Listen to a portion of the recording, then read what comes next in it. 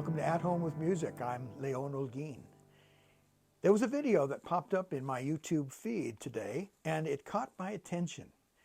It's about the classical pianist Lang Lang, and he talks about his 8 golden rules for learning to play the piano. Now, Lang Lang, if you've never heard of him, he's one of the most famous classical pianists today. And his 8 golden rules for learning to play the piano are really aimed more at the classical musician.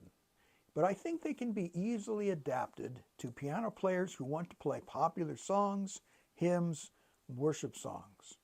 So maybe you're learning to play the piano and you don't necessarily want to be a classical pianist. Well, maybe you just want to enjoy making music, and that is perfectly okay.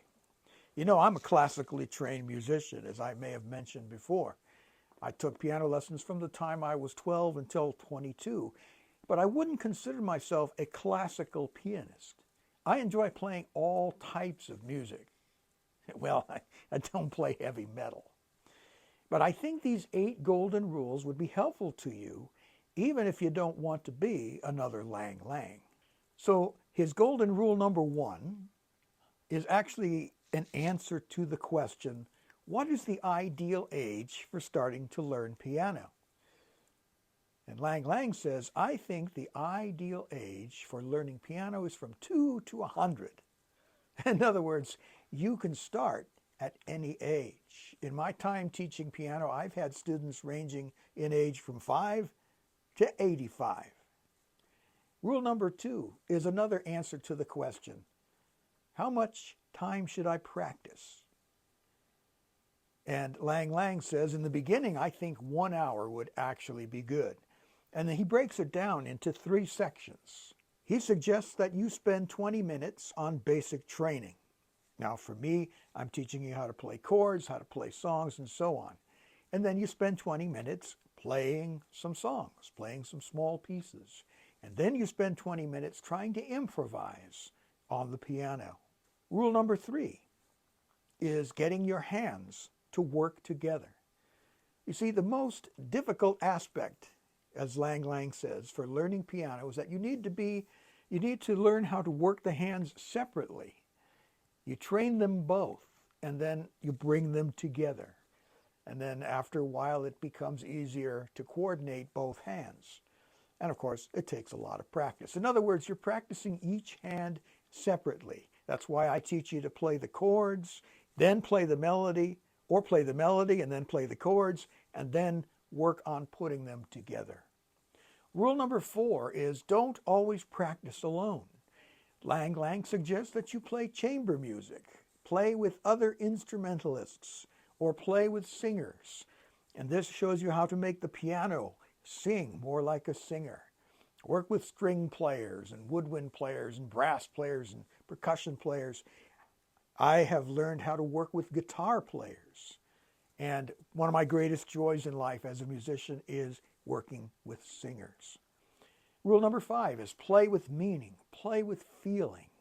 You're doing more than just reproducing notes. Lang Lang refers to it as typing the notes. You're not playing the piano like a typewriter, but you are, if you're a classical pianist, you are recreating these notes that have already existed for hundreds of years. And so you bring love and sincerity into the music making, and you make the music very lively with colors and emotions and different moods and different taste. And I think that's a very valuable thing for every piano player, no matter what kind of music you play, to play with feeling and play with passion. That's rule number 6. Lang Lang said, we need to keep our passion and the flame for loving music always there. And if your passion is gone, unfortunately, then everything's gone. And he talks about passion for playing as being the engine of success. Or as he says, it's the engine of success for me. If you've ever seen him play, he really puts all of that passion into his playing. Rule number 7, think about the emotional meaning behind what you are playing. There's a story behind many of the songs that you play, or many of the hymns that you might be playing in church, Or if you're playing classical music, there is a story.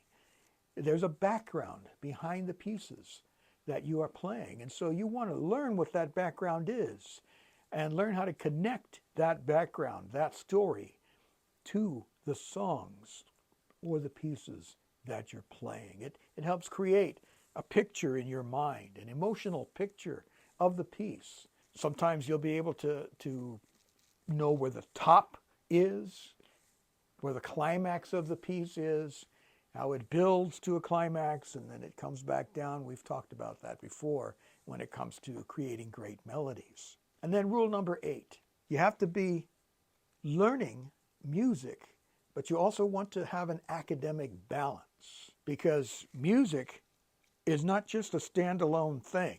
It ties in with all other avenues of education.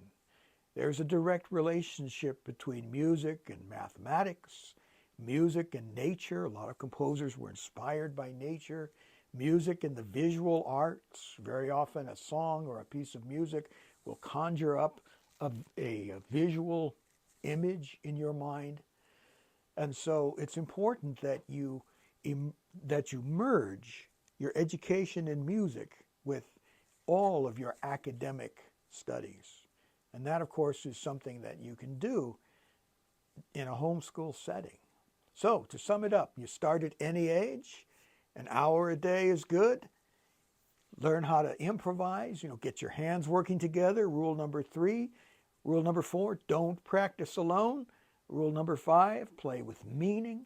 Rule number 6, play with passion. Those two are kind of tied together. Number 7, you understand the emotional meaning of your piece, the background, the story behind it.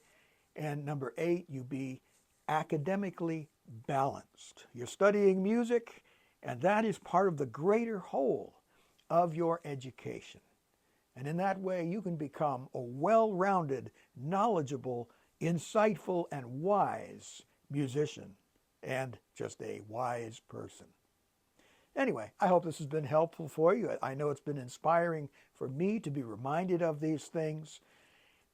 Please like the video, subscribe to the channel. That helps the channel a lot. And I look forward to speaking to you in the next one.